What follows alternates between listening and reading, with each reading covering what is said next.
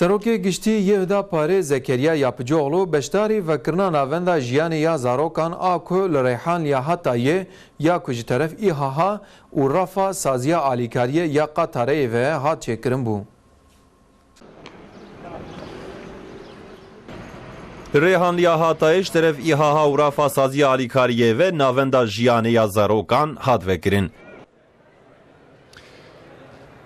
Merasima vekirinê bi xwendina Qur'ana Kerîm dest pê kir.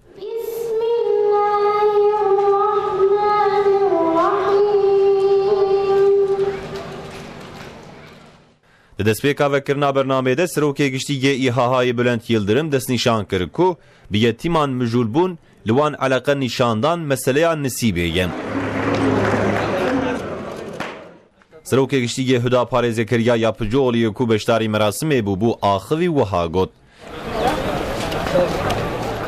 Xwezî ji bo ev zarokên me yetîm nebana me zêdetir hewl û xîret kiribaya. Yapıcıoğlu berdewama axaftina Xwedê di derheqê yetîman de wiha got. Em muntesîbê dîn û ummeta pêxemberekî wisan e ku eziyet û teadeya ku wê li yetîman bê kirin û ji bo yetîm bên têrkirin nekirina teşwîqan wek tekzîbkirina dîn wesifandiye. Diya rastiyê de em tiştên ku aîdê yetîmanin didin wan. Xwezî me karîbana zêdetir tişt bidana wan. Xwezî me zêdetir hewl dabana ku ev zarok yetîm nemana. Xwezî me zêdetir hewl daba ku ev şer û xwîna diherike me daba seknandin.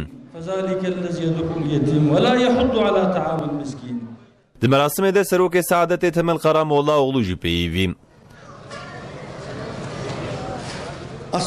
Piştî axaftinan îlahî hatin xwendin. Şanoyê ku zarokên Sûrî têde dileyistin hatin pêşandan. Piştî merasimê Zekeriya Yapıcıoğlu li navendê vekolîn kir û ji rêyedarên İHAyê zanyarî û agahî wergirt.